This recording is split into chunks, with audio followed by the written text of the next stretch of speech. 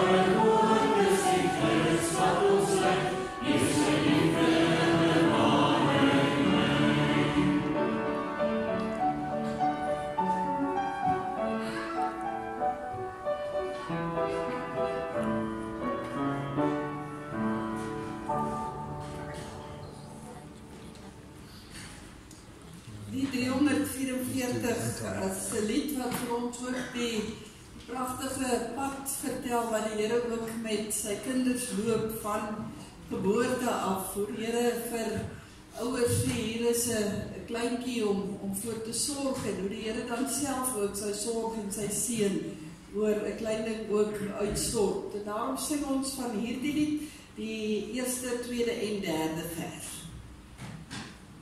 Amen.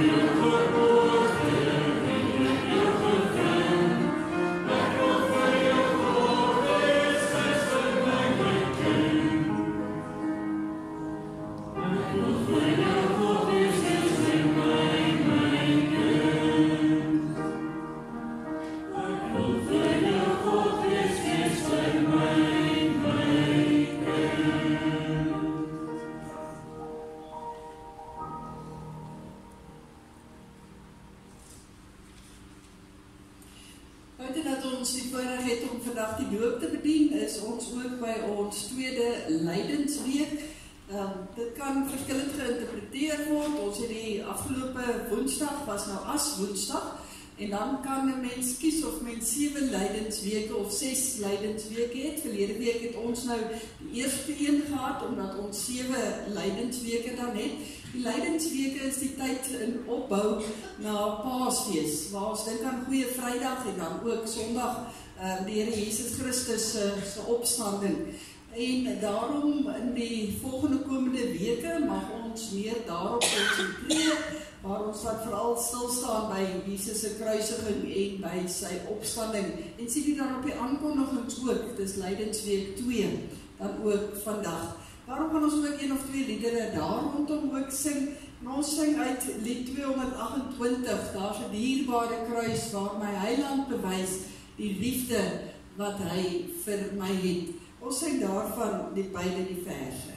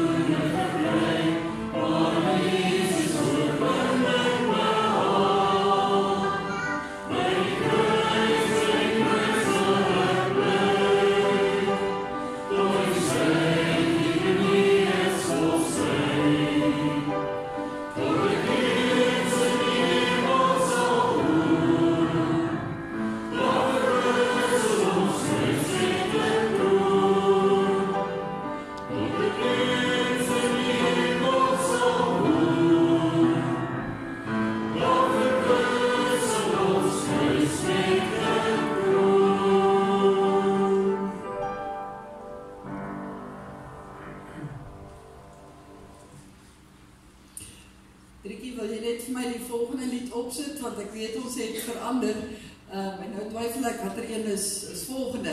Met 131.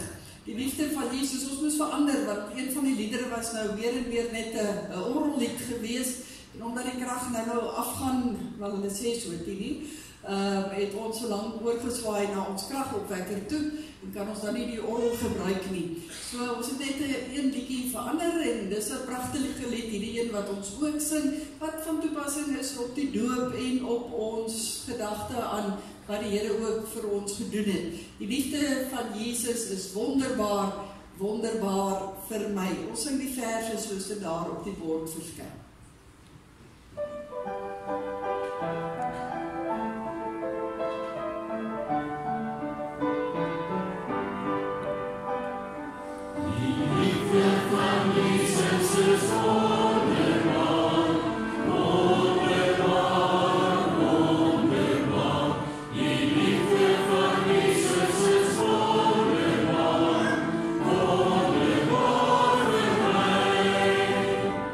Oh,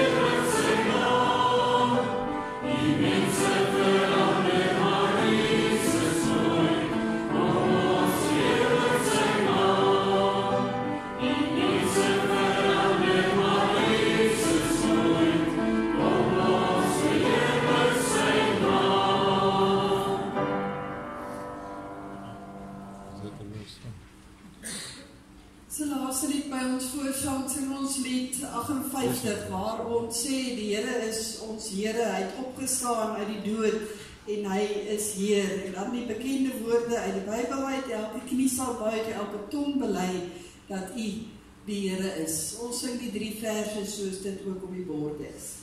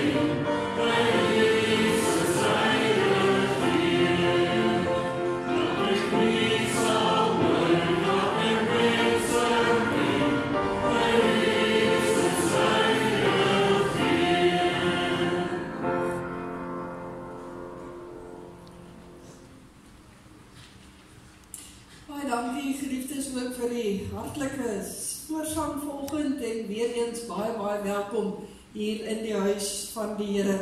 Daar is namens die kerkraad so 'n paar aankondigings wat ek net wil maak.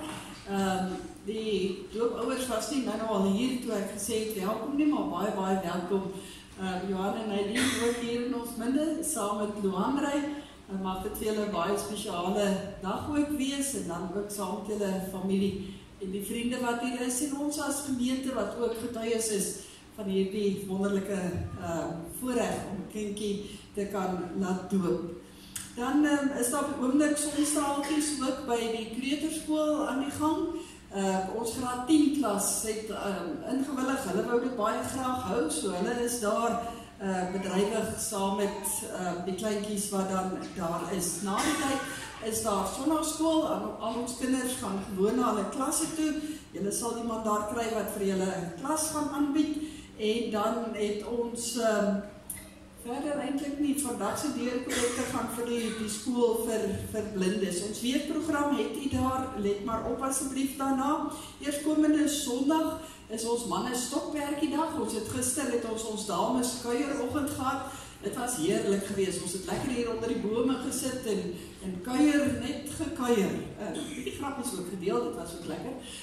So dit was, dankie vir die dames wat daar was, dit was lekker. Vir die Saterdag wat kom, nooi ons al die manne. Mens hoef nie fisiese uitstalling te kom hou van wat mens het nie, maar kom vertel net bietjie. Wie van julle vang vis? Is die man wat vis vang? Ek ken die groot visvangers, maar ek hulle vang naweekvis. Of hulle ry die aangers. Maar kom vertel net 'n bietjie van 'n stokperdjie wat 'n mens het. Bring ietsie interessant saam. Dalk wat jy al jare het daar in jou huis. Ietsie wat jy oor geslagte heen al saam kom mee. So kom net en kom kuier ook saam hier by ons kerksaal. Ons sal sorg as dames dat daar ietsie lekkers is om te geniet. Daar's nie 'n toegangsfooi of enigiets nie. Ons sal 'n donasieblikkie net daar neersit as jy iets wil ingooi daarin vir die verversing. So dis nou eerskomende Saterdag 10:00 en dis gewoonlik so 12:00 se kant weer klaar. Ons sal weer op die groepies ook vir u herinner ook daarvan. Volgende Sondag het ons die voorreg om 'n aantal kerkraadslede ook as ouderlinge en diakens ook te bevestig. So dit is ook 'n baie spesiale geleentheid. Ons sê hartlik welkom aan lidmate in ons gemeente, aan Edward Prins vanaf die NG Kerk Kolini. Ek weet Edward en Anneline is bietjie weg die naweek, maar hy skakel al 'n geruime tyd van voor hulle troue af hier by ons in. So ons sê net amptelik ook welkom. Ons sê ook welkom vir Willie Koekemoer vanaf die Hervormde Kerk Lichtenburg Ek reken hy's weg vir werk, Matilda, so sê vir hom asseblief dat ons ook vir hom hartlik welkom sê en dan ook vir Renay Retief vanaf Alberton Wes. Sy is al betrokke en gee vir ons sonnaskool ook. So aan al drie van hulle baie hartlik welkom. Dan op die tweede bladsytjie, aan die einde van die kwartaal, die laaste Vrydag vir die dag van die skole sluit, het ons weer 'n wegneemete. Ek dink daarom die van die wat 'n rukkie in die gemeente is, ken dit nou al. As die nuut is hier by ons, ons maak daardie dag pannekoek en jaffles en curry en rys en 'n lekker bakkie koekie. Ek kan 'n bestellingkie by Christa by die kantoor insit. Let net asseblief op ons nuwe selfoonnommer wat daar op die aankondigings aangebring is. En dan tussen 8 en 11 is jy welkom om dit af te haal. Groot besighede sinne gaan lewer ons graag af, of selfs ook vir bejaarde persone gaan lewer ons ook af. So kontak gerus vir my of vir Christa as jy enige navrae daar rondom ook het. Ons moet agter mekaar begin kom vir die bazaar. Die beplanning is baie goed op dreef, waaroor ons baie dankbaar is. Ons moet die sameroepers vir die verskillende tafels moet ons in plek kry. Baie dankie vir die persone wat spontaan al klaar aangebied het en gesê het ek sal hierdie tafel vat of daai tafel vat. Dit help al regtig baie. Jy sien egter daar is nog 'n paar tafels wat 'n sameroeper kort en ons het nou gesê daar so die jaffles kort ook nog 'n sameroeper hy moet daarby kom. So dit sal regtig baie help as jy sommer net uit die eie kom sê, maar ek sal help by die curry en rys en mooi vriendin dat sy help of 'n vriend. Baie van ons tafels word deur manne beman. So asseblief, ons wil dit graag in plek hê en dan sal ons begin om al die inligting aan die deur te gee. Volgende week gaan die bazaarlyste uit. Daarmee saam die hoenderbraaikaartjies wat ons weer die Vrydag aand sal hê. En daarmee saam ook dat die vleis kan bestel en so meer. Maar ons sal dit dan volledig opsit sodra ons al die sameroepers hierdie week agter mekaar het. Dan ons laaste aankondigingkie is by die gebedsversoeke. Elkeen van daardie persone, ons is dankbaar vir die van die Kotie is uit die hospitaal uit ontslaan. So ons is baie dankbaar daaroor. Sy sterk aan by haar dogter in Potchefstroom en dan ook oom Boet en tannie Rita is beide ontslaan. Hulle is hier tuis, maar hulle sterk ook nog aan. Dan, geliefdes, moet ek nou ook ietsie doen wat ek nie van hou nie en dit is ook om iemand te moet groet wat gaan verhuis. En vanoggend moet ek vir John en Marlene groet, Larrit, wat gaan verhuis Vishoek toe. Kan hom nie kwalijk neem nie, daar in die mooie Kaap. Dit gun ons vir hulle. Maar John en Marlene was vir al die jare deel van ons gemeente. Hier in die vroeë 90's is hulle getroud, hier in ons eie gemeente. Ek dink dit was toe op die Louis Venter, as ek reg onthou. En het hulle 'n baie aktiewe pad geloop in die gemeente. Ek en Alfred sê vanoggend vir mekaar, ons kan nie dink aan 'n gebied waar julle nie betrokke was. Marlene was op baie verskillende terreine, sy het op die kerkraad gedien, John ook op 'n stadium. Sy was diaken en toe ouderling en op 'n stadium leier ouderling vir 'n hele ruk. Sy het 'n lang ruk vir ons gehelp by die finansies wat sy vasgevat het ook daar vir ons. Vir baie jare, ek dink dit was 10 jaar omtrent het jy die gebedstukkie gedoen op ons aankondigingsblaadjie. Het sy dit vir ons geskryf en opgestel. Sy het die gebedsaksie in ons gemeente gedryf. Sy is deel van ons Bybelstudiegroep. Sy het blomme gedoen, ek kan so bly noem. So ons groet julle met 'n swaar hart, nie oor alles wat julle gedoen het nie, maar vir julle as mense en vir die rol wat julle in ons gemeente gespeel het, maar ook in my en Alfred se lewe gespeel het. As julle so betrokke is, was julle ook baie nou betrokke by ons as huis. En daarom is dit vir ons swaar om ook vanoggend vir julle te groet, maar ons gun julle ook hierdie nuwe fase van julle lewe. John, vir die van die wat nie weet nie, is eintlik Engels sprekend en dit is 'n groot voorreg om 'n Engels sprekende persoon in ons gemeente te hê. Ek dink John het verskriklik baie geduld, want ek het met hom probeer Engels praat. En dit het nie altyd goed gewerk nie. Hy het op 'n stadium vir my gesê, ek moet maar liever Afrikaans praat. So dan moet jy nou weet hoe erg is dit. En daarom het ek gedink, dit sal goed wees, dat my gade, wat baie beter is in Engels, dalk net so 'n paar woorde asseblief van hom sal rig. John, hy gaan dit vir jou in Engels sê, wat beter sal afgaan.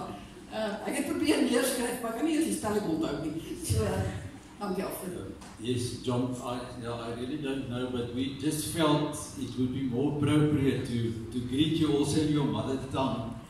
And yeah, it was a good decision. My wife is a Hollander, vir die gemeentelede wat dit nie weet nie. She's a Dutch woman, and really her English is much worse than you try to explain. But John, also from our side as a congregation, I know that you have endured many years, especially with the preaching. It was not always that clear, and we always had a lot of wonderful conversations, maybe after sermons, etc.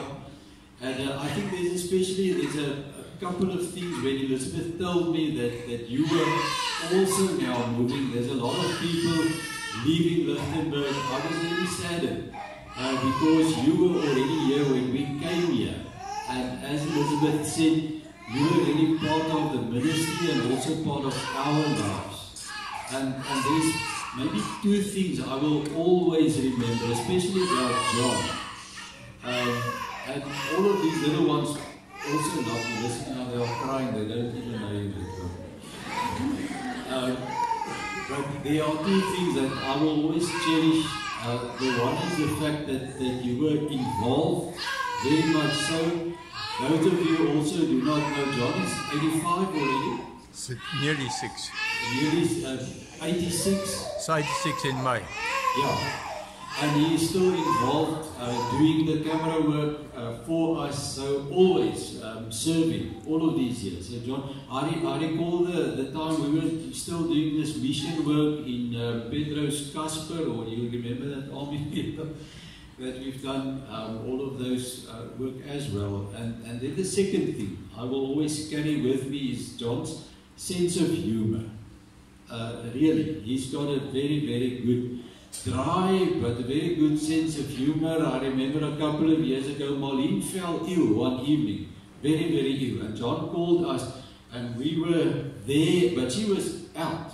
And we had to get her into an ambulance, and even after that, the kind of traumatic experience, when we returned home, we had it was in the early morning, hours of the morning, but we had a good laugh before we went back home. And John, we will really cherish that, you as a person, you as a couple, and we wish you all of the best. We know that it is inevitable at some stage of one's life, we need to make these choices, but we really want to pray that God will bless you, and that He will be with you, and that you will always also remember us as a bigger family, a congregation. We wish you well.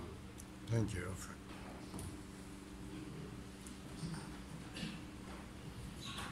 Baie dankie, Alfred. Ek kon daarom die Engelse woorde verstaan. Geliefdes, dan gaan ek daar halter met die aankondigings. Kom ons word dan so 'n paar oomblikke stil en dan roep ons die naam van die Here aan.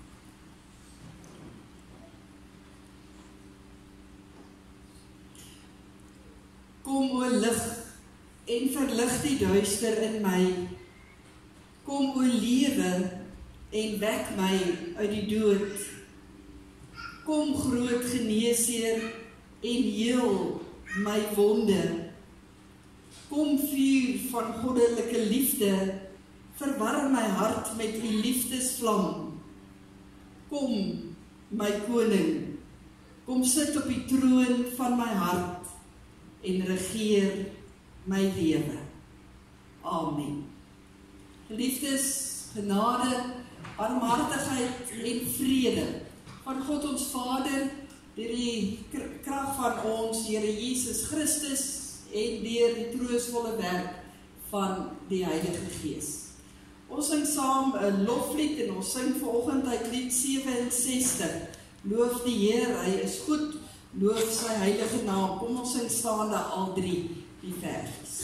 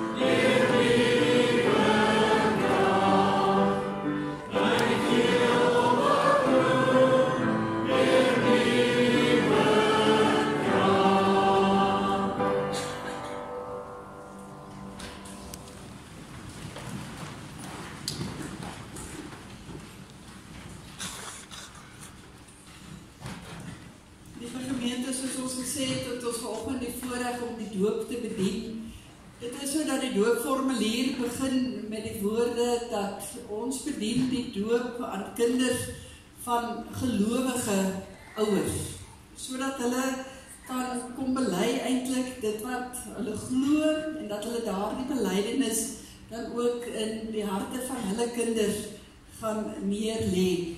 En dit is ook goed dat ons net weer vir mekaar ook herinner wat ons glo en in wie ons glo.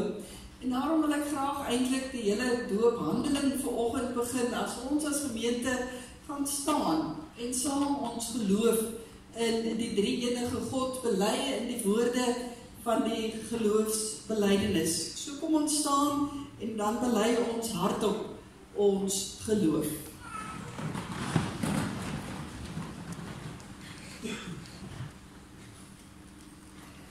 Ek glo in God die Vader, die Almagtige, die Skepper van die hemel en die aarde, en in Jesus Christus, sy eniggebore Seun, onze Here, wat ontvang is van die Heilige Gees, gebore is uit die Maagd Maria, wat gelei het onder Pontius Pilatus, gekruisig is, gesterf het en begrawe is, en ter helle neergedaal het, wat op die derde dag weer opgestaan het uit die dode, wat opgevaar het na die hemel, en sit aan die regterhand van God, die Almagtige Vader, van waar hy sal kom om te oordeel, die wat nog lewe, en die wat reeds gesterf het. Ek glo in die Heilige Gees, ek glo aan 'n heilige, algemene Christelike kerk, die gemeenskap van die heiliges, die vergewing van sondes, die opstanding van die vlees en 'n ewige lewe. Dankie, jy kan weer die plekke inneem. En dan vir klein Johanna te laat loop, kan ek vra dat Johan en Eileen Botha asseblief hier voor die kansel sal kom staan.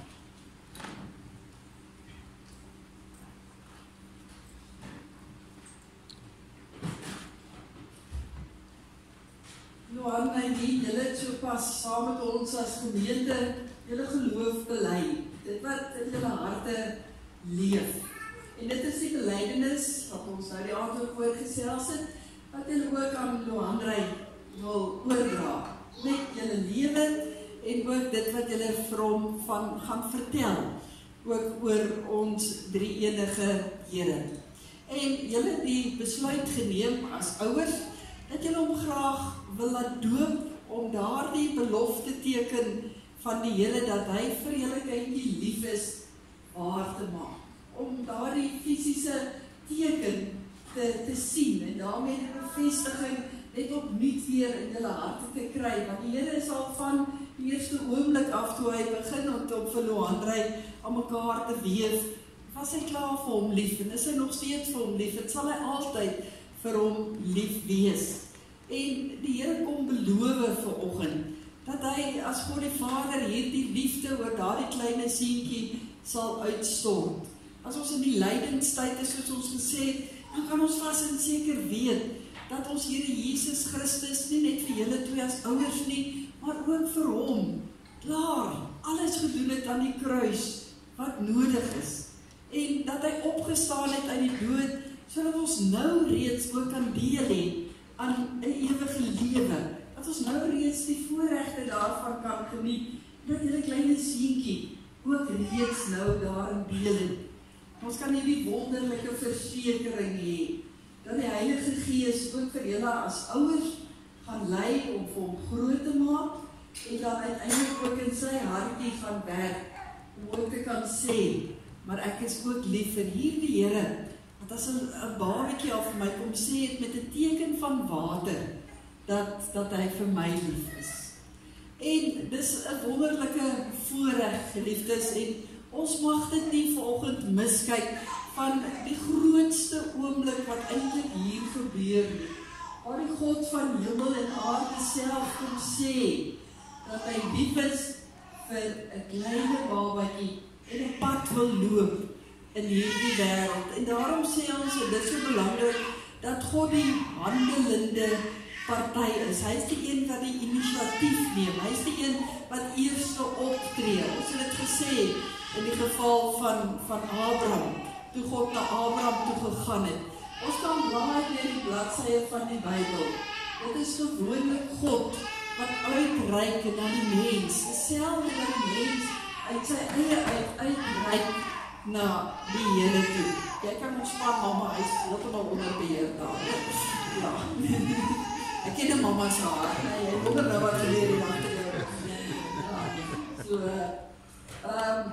So ons kan absoluut daarvan seker wees. En God het gekom en hy het gekom en homself aan ons eintlik vasgeknoop, kan ek sê. En hy het ons vasgeknoop met die teken van die besnydenis in die Ou Testament, wat Jesus kom nuut maak het, die teken van die doop in die Nuwe Testament. En hierdie vasknoop noem ons dan nou eintlik in Bybelse terme die verbond. Hierdie verbintenis, waarom God onlosmaaklik aan ons verbind het. Ons as mense trek baie keer hieruit los, maar God sal altyd in sy groot liefde na ons toe uitreik. En hierin kan ons vashou. En dan in hierdie wete kan ons in die geloof met hierdie belydenis op ons lippe verder gaan leef.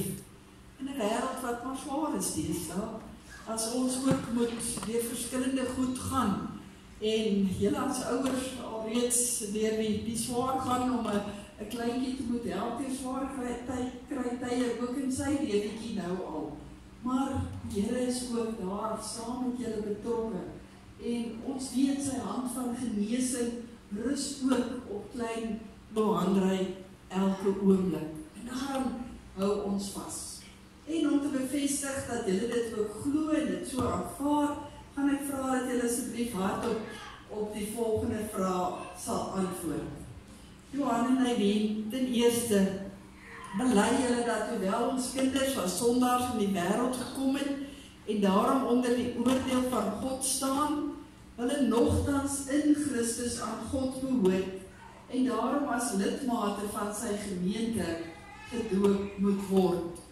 Ten tweede, bely julle dat die leer van die Ou en die Nuwe Testament, wat ook in die artikels van die Christelike geloof vervat word en in hierdie kerk geleer word, die ware en die volkome leer van die verlossing is. En ten derde, beloof julle, van wie julle, om hierdie kind, van wie julle die vader en die moeder is, in hierdie leer, na die beste van julle vermoë, te onderrig en te laat onderrig. Johan en Eileen, wat is hierop julle antwoord? Ons gaan dan geleentheid gee dat klein Loandrey nader gebring word. Dan is dit nog 'n bietjie. Oupa Gert het die voorreg om te bring.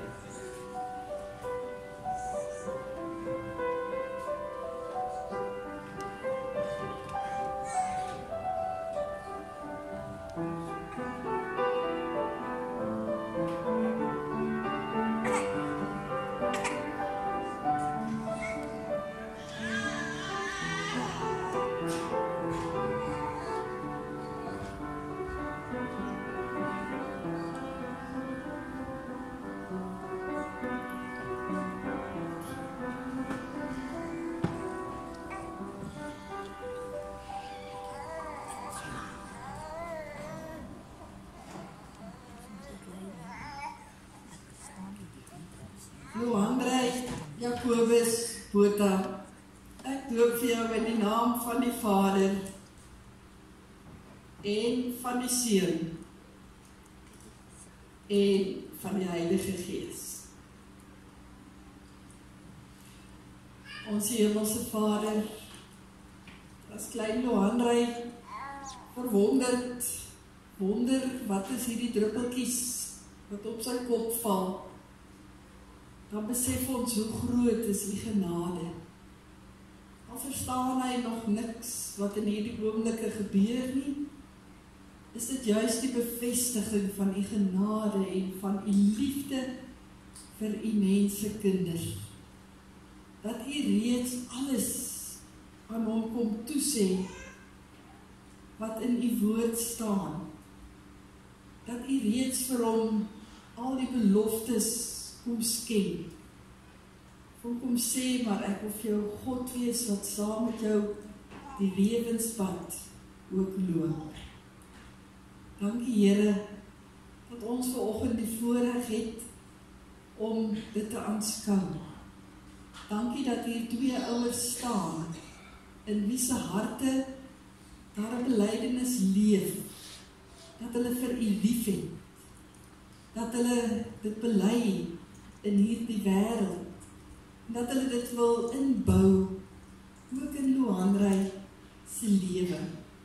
En daarom bid ek vir Johan en Eileen, dat die Here vir hulle al die krag en die genade sal skenk, om ook hierdie seentjie verder groot te maak in U naam. Mag hulle in lewens wandel, en in elke woord, en in elke stukkie wat hulle vir hom gaan lees, en saam met hom gaan bid, mag hulle die liefde van Jesus op hom uitstort, sodat hy verwonderd sal staan, om deur sy ouers te sien, maar dit is ook hoe die Here ook is. Dankie dat ons as gemeente vanoggend hierin kan deel, en kan weet, maar dit is die kosbaarheid van die doop, waarin ons ook al gedeel het, dat ons in geloof daarin kan vashou, daaruit kan lewe. Seën dan, Here, elkeen in U wonderlike naam. Amen. Ek gaan vra dat die kerkraadsleier saam met Prof. Alfred ook sal kom gelukwens.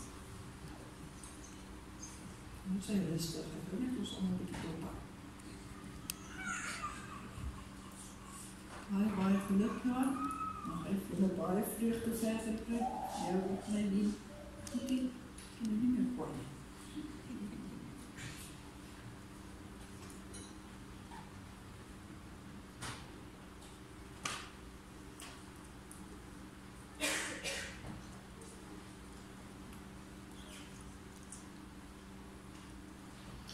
Liewe gemeente, kom ons sing vir hulle die seënbede van die Here toe, terwyl hulle ook na U toe draai, die 268.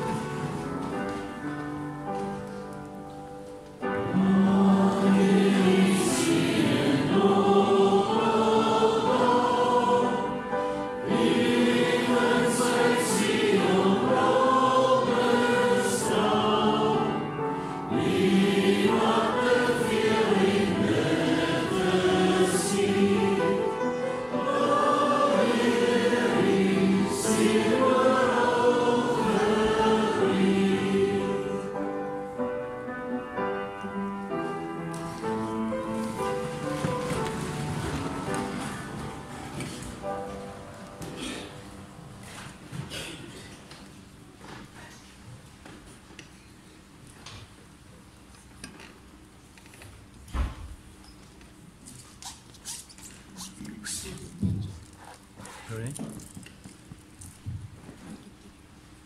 it big. Why did you make it small?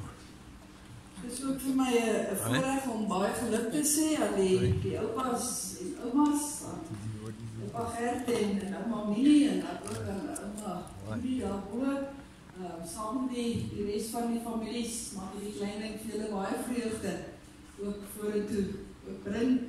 Hy lyk te uitgevat in sy pakkie. En sy maagie is nou vol, nou sy gelukkig. So maar baie geluk ook aan die grootouers. Ek weet dis 'n kosbare oomblik ook in 'n mens se lewe. Geliefdes, ons gaan volgende stil word en 'n gedeelte lees uit Maleagi, die laaste boek in die Ou Testament gaan ons lees Maleagi hoofstuk 3. En dan gaan ons so in hoofstuk 4 inlees. Maleagi 3 van vers 13 af, gaan ons aangaan tot in hoofstuk 4.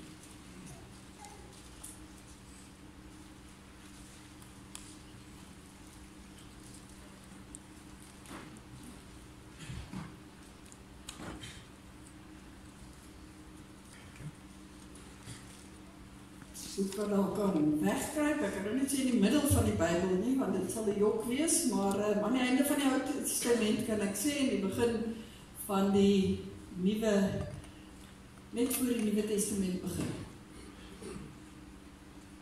Dit wil vir my lyk of die meeste van u gevind het. Ons lees Maleagi 3 vanaf vers 14. Julle het gesê, dit is nutteloos om God te dien. Watter nut het dit dat ons sy bevel uitgevoer het en in rouklere rondgeloop het voor hom, die Here die Almagtige? Dit lyk vir ons of die wat teen hom in opstand is, die gelukkiges is, en of die wat verkeerd doen vooruitgaan. Hulle daag God uit en kom vry. Toe het die mense wat eerbied vir die Here het onder mekaar geredeneer en die Here het dit gehoor en daarop ag geslaan. Daar is 'n gedenkboek voor hom geskryf met die name van die wat eerbied vir die Here het en waarde heg aan sy naam. Hulle sal vir my 'n kosbare besitting wees die dag as ek ingryp, sê die Here die Almagtige. Ek sal goed wees vir hulle, soos iemand goed is vir sy seun wat vir hom werk. Dan sal julle weer die verskil sien tussen wie goed doen en wie goddeloos is, tussen wie my dien en wie my nie dien nie. Die dag kom en hy brand soos 'n oond. Die wat teen God in opstand is, almal wat verkeerd doen, sal kaf wees. Hulle sal verbrand word deur die dag wat kom, sê die Here die Almagtige. Daar sal nie van hulle 'n wortel, nie 'n tak oorbly nie. Maar vir julle wat eerbied het vir my naam, sal die son van redding skyn met genesing in sy strale. Julle sal vry word en bokspring soos vetgemaakte kalwers. Julle sal die goddeloses vertrap, sodat hulle so stof onder julle voete word, die dag as ek ingryp, sê die Here die Almagtige. Ons lees tot sover uit die woord van die Here. Geliefdes in ons Here Jesus Christus, as ons onsself 'n paar oomblikke kan indink, dat daar op hierdie oomblik skielik 'n engel verskyn en bulderend sal uitroep, God is pas dood, die hemele is leeg. Hy roep dit so hard uit dat almal op die aarde dit kan hoor. Wat dink jy? Sal die mense se reaksie hier op aarde wees? Hoe sou dit mense se lewens raak as hierdie engel so uitroep, God is so pas dood, die hemele is leeg. Wat sal mense se reaksie wees op so aankondiging? Ek dink, die mens wat nog nooit tot geloof gekom het nie, wat gekies het om nie in Jesus Christus te glo nie werklik saam leef met die Here nie, hulle sal heel waarskynlik heel rustig aangaan met hulle lewens. Nie agterkom dat daar eintlik 'n verskil is nie. Net hulle skouers ophaal en sê, ja, dit maak nie eintlik saak nie, ons gaan net aan met ons lewens.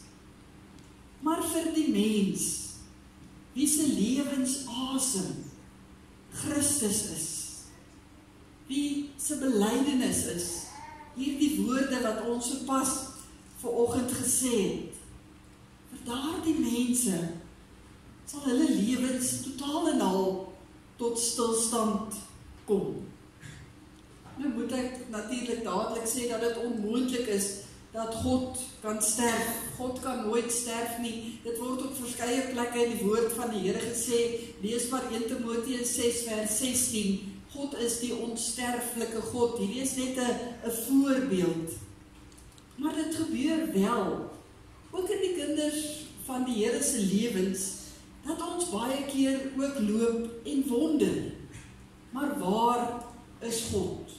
'n Mens het soms die gevoel, jy het soms die ervaring, dat God bietjie afwesig is. Dat ons min beleef van sy bestaan. Ons voel baie keer, hy hoor ons nie. Ons ervaar met tye, dat hy nie regtig soveel omgee, as ons moet dink, hy moet omgee nie. En dan gebeur dit, dat wanneer 'n mens so begin dink, mense probleme met God begin ontwikkel. En dan baie keer, soos die mense hier in Maleagi, eintlik ook hierdie noodkreet, as het ware dan ook uitroep, te vergeefs is dit om die Here te dien. Worstel ons ook met daardie vraag, maar is dit die moeite werd om die Here te dien? Maleagi sê dit eintlik baie hard, as hy hier in vers 14 sê, is dit nie nutteloos om die Here te dien nie. In die wêreld waarin ons vandag leef, het dit nog enige nut. En wanneer ons nou mooi gaan kyk na hierdie gedeelte in Maleagi, dan moet ons dadelik oplet, dat dit nie 'n groep ongelowige mense is, wat hierdie vraag hier vra nie, maar dat dit gelowige mense is, dat dit juist gelowige mense is, mense wat geglo het in God, wat in Maleagi hier worstel met hierdie vraag, is dit nog enigsins die moeite werd om die Here te dien? Die mense wat dit hier vra, is die Here se eie volk. Dit is die gelowiges wat uit ballingskap teruggekeer het, daar na Jerusalem. En dis hulle wat nie op hierdie oomblik verstaan, wat die Here besig is om in hulle lewens te doen nie. Dit was veronderstel om 'n tyd van vooruitgang te wees in hulle lewens, 'n nuwe lewe wat vir hulle gewag het, 'n groeitydperk en 'n bloeitydperk.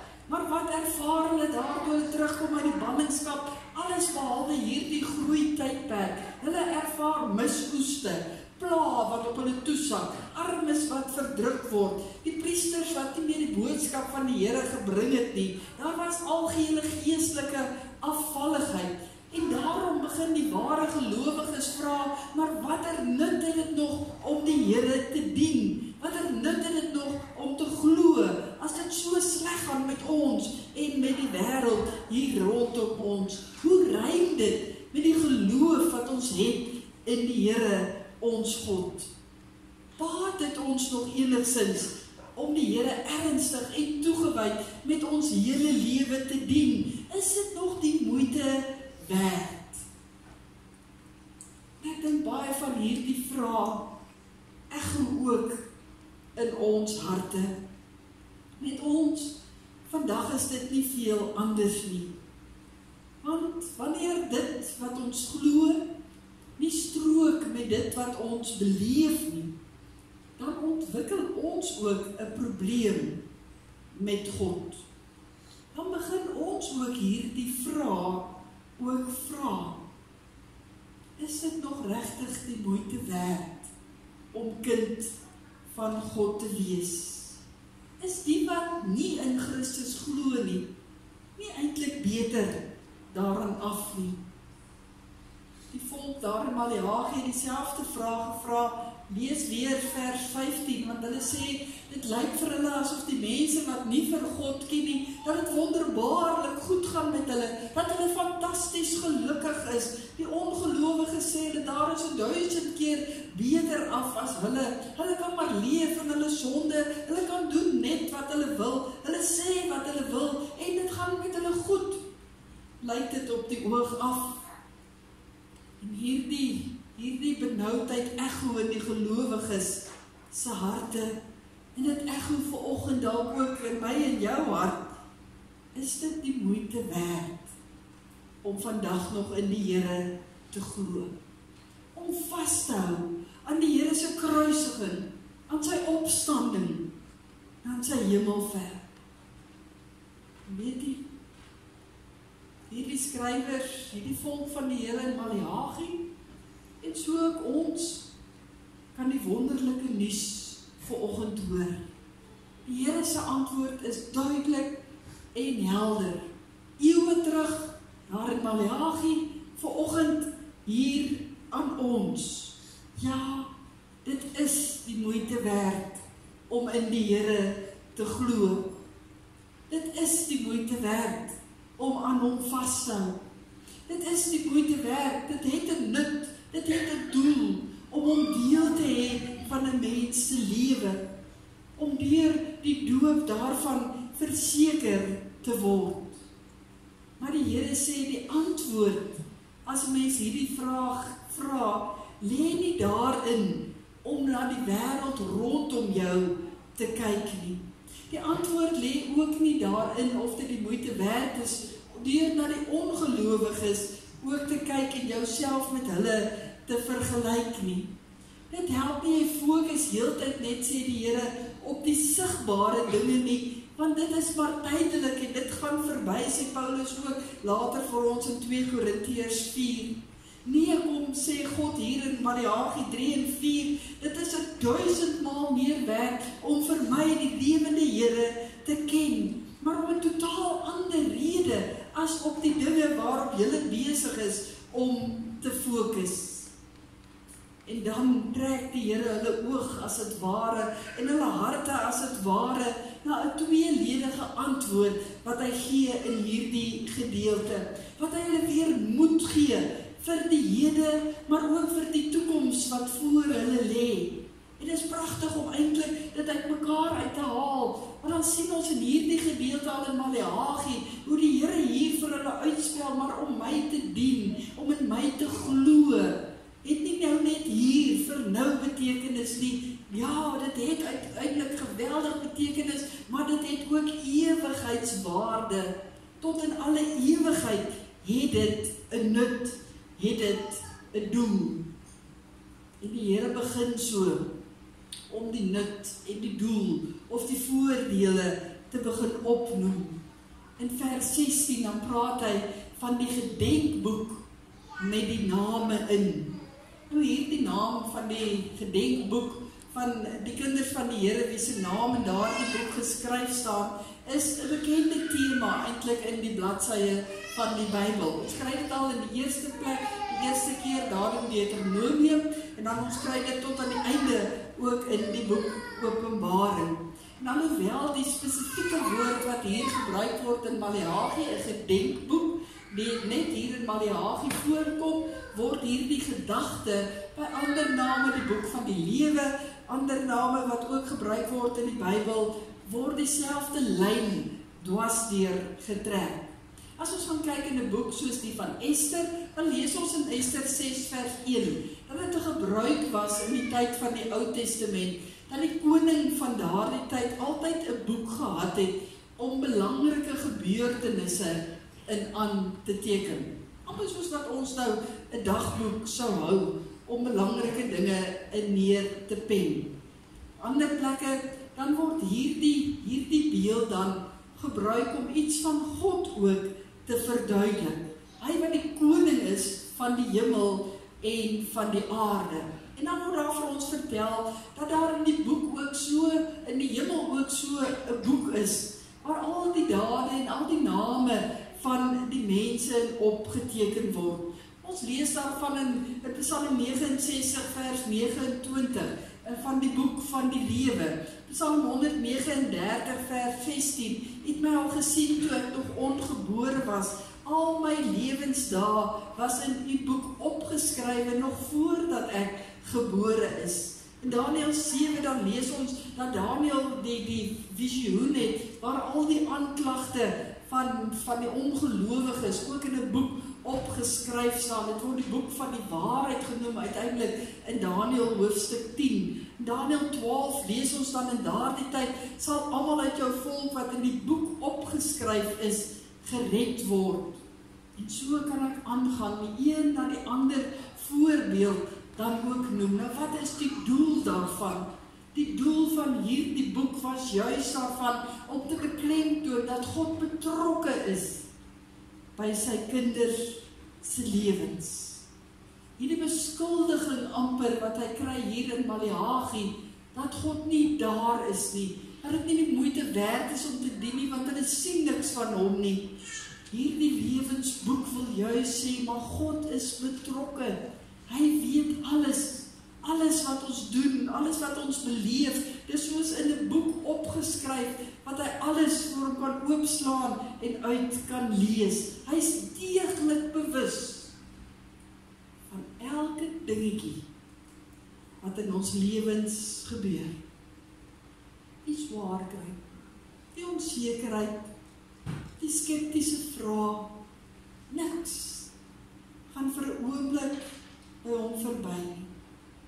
Hy merk dit op, hy hoor dit, hy verhoor ons sugte en ons smeekinge, hy sien, hy gee om, hy behandel elkeen van ons uniek en besonder, by die naam, wat vir ons in die volgende gedeelte nog verder beklemtoon word. As ons lees in vers 17, so iemand is vir die Here 'n kosbare besitting. Dit is 'n baie spesiale woordjie wat eintlik hier gebruik word. In die oorspronklike Hebreëse taal word die woordjie gebruik segula. En hierdie woord word gewoonlik gebruik ook as dit verwys na 'n baie kosbare juweel. Segula is 'n begrip wat 'n kosbare persoonlike eiendom eintlik aandui. Soos 'n nuwe verloofde meisie na 'n verloofring sal kyk en dit vir haar 'n kosbaarheid is, so is 'n segula. En dan sê die Here, maar so is julle vir my, julle is duursame, kosbare eiendom. Julle beteken vir my oneindig baie. Ek het dit juis bevestig deur die verbond, die verbintenis wat God met ons gemaak het. Om iets van daardie verhouding, van daardie kosbaarheid wat God teenoor ons het, mee uit te druk. Die Here sê dit in die begin bladsy so mooi, as hy sê, ons is sy eiendomsvolk. Ons behoort aan die Here, persoonlik en spesiaal vir hom. Ons het dit vanoggend gesien, deur die teken van die doop, waar die Here kom bevestig het, klein Loandrey behoort aan hom. So spesiaal is dit. En daarom kan ons in die hier en die nou vashou, dat ons lewensverhaal soos 'n boek voor die Here oop lê, en dat ons sy segula is, dat ons kosbaar is vir hom elke oomblik. Maar dan gaan die Here nog verder en sê, ons hoef nie net nou daaraan vashou nie. Nee, daar kom ook 'n tyd wat dinge gaan verander. Daar kom 'n tyd, spel die Here dit in Maleagi uit in vers 18, wat die dag wanneer God wel deeglik gaan ingryp, en waar daar 'n onderskeid gemaak sal word tussen die gelowiges en die ongelowiges. En die Here spel dit hier uit vir die ongelowiges wat wag daar vir hulle. Hulle sal so skaf wees wat verbrand word. Ons wil dit nie altyd hoor nie, maar dit is wat hier staan. Ons sal ontrou wees aan die woord as ons nie ook dit lees nie. Maleagi 4:1 het ons dit gelees. Die wat teen God in opstand is, almal wat verkeerd doen, sal die kaf wees. Hulle sal verbrand word deur die dag wat die Here kom, sê die Here, die Almagtige. Daar sal van hulle nie 'n wortel, nie 'n tak oorbly nie. Die ongelowige het nie hoop op 'n toekoms nie. Nie hoop op 'n toekoms na hierdie kort aardse lewentjie wat ons lei nie.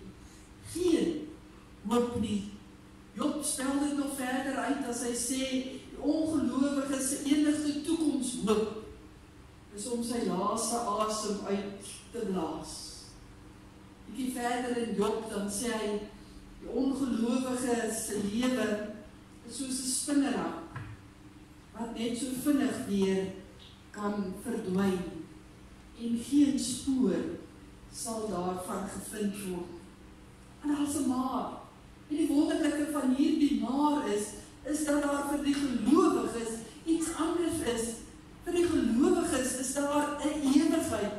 Daar is die dankbaarheid in die hart om te weet dat ek die Here kan ken en dat hy in my lewensboek voor hom het en dat ek vir hom 'n kosbare besitting het. Nie is net nou nie, maar tot in alle ewigheid. En dit moet in my 'n vreugde bring wat eintlik geen einde ken nie. Dit moet my so opgewonde maak dat ek nie anders kan as om dit te leef nie. Want dit is die lewende God wat dit self hier kom sê, maar jy is my uitverkorene. Net soos hy dit vir hierdie kleine seentjie vanoggend gesê, jy is vir my uiters spesiaal. Met my bloed het ek vir jou baie duur betaal aan 'n kruis. Dis hoekom ons in 'n lydenstyd ook is. Het ek jou klaar skoon gewas van alles wat jy moontlik verkeerd kan doen in jou lewe. Jy is reeds deel aan die opstanding van die Here Jesus Christus. Jy het reeds deel aan die ewigheid. Hier so mooi die bekende woorde wat ons ken. Die son van redding, sy strale, sy genesende strale sal oor jou skyn.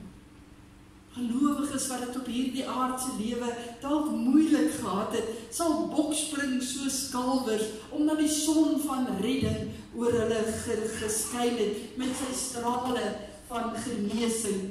Hierdie son is natuurlik ons Here Jesus Christus self. Hy is die son van geregtigheid en is sy strale wat oor ons skyn en vir ons help in elke stukkie swaar kry wat ons kry.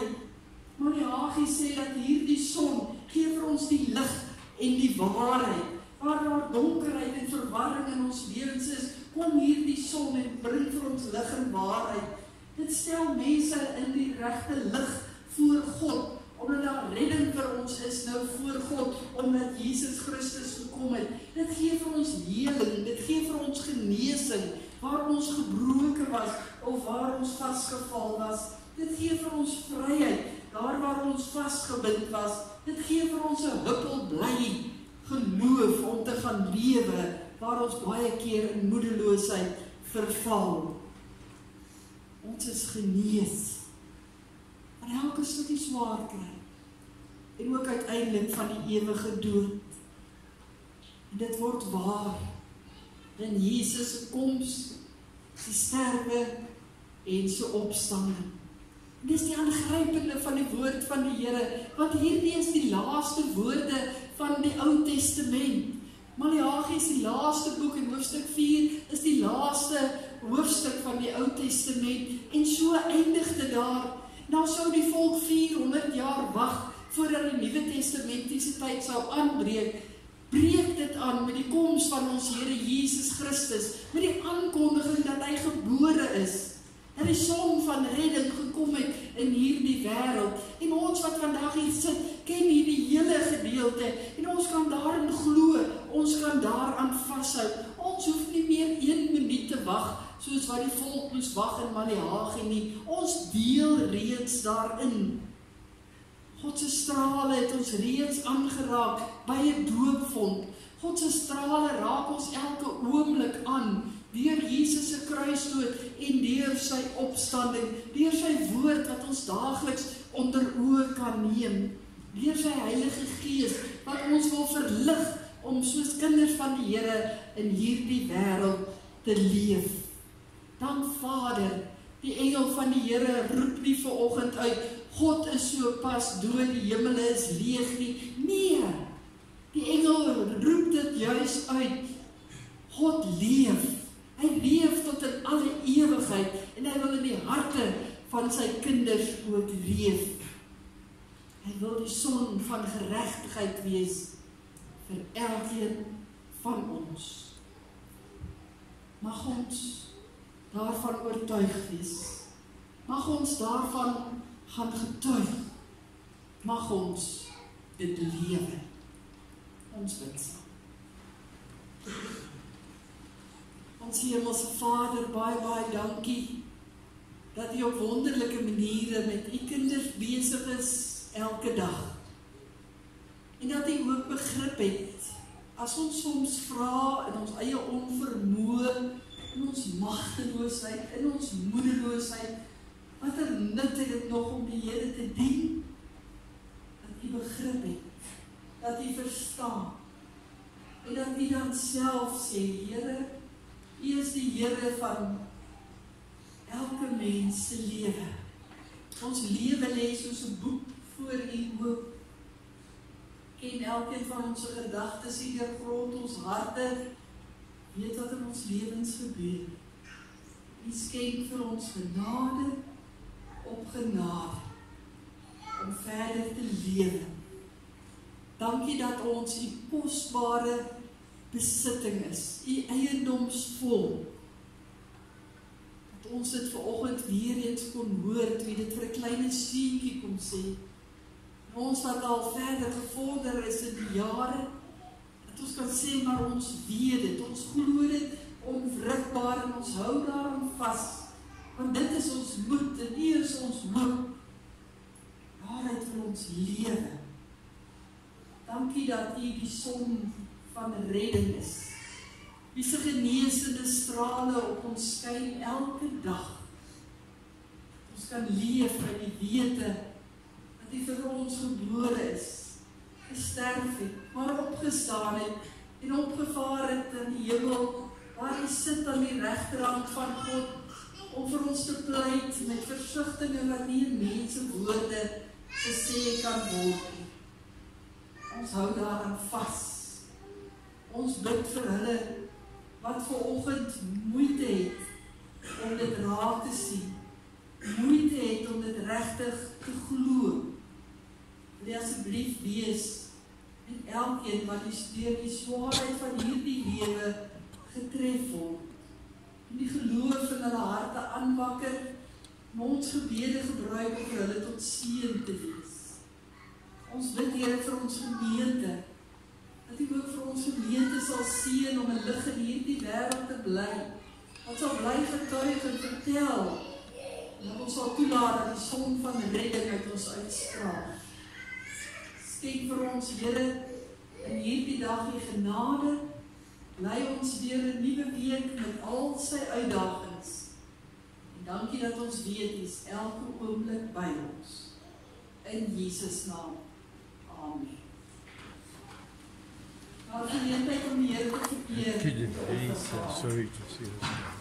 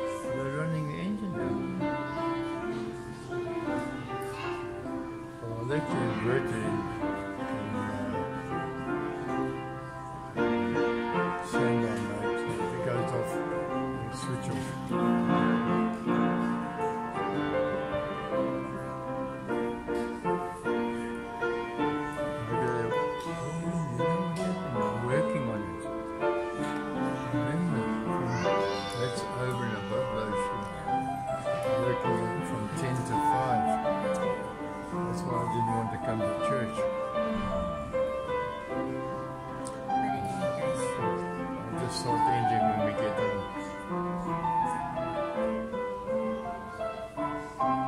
Who told you? What?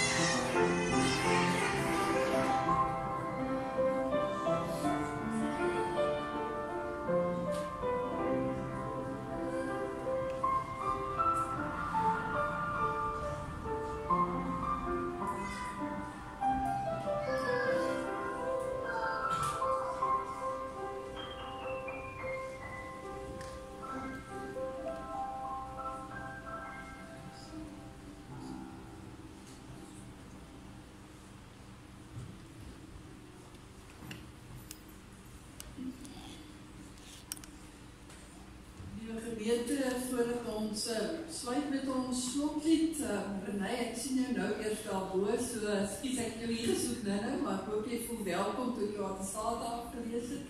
En dis heerlik om vir Tannie Pat ook hier te sien wat by ons kuier. Vandag wordt lang deel van ons gemeente geweest, so Aline, ek dink jy baie bly om ons as die kuier te hier en dis lekker om Tannie ook te sien. Dan merk my ooglik so enkele van ons kerkraadslede wat nie in die konsistorie was nie. As jy asseblief net julle boekies en julle nuwe wijkslyste gou kom kry voordat julle huis toe ook gaan.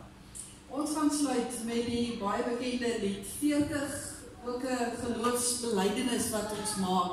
Ek weet verseker dat Jesus leef. En dit wat daarop volg, kom ons sing staande die eerste en die tweede vers. Die bly staan vir die uitspreek van die seën en ons antwoord met die amen.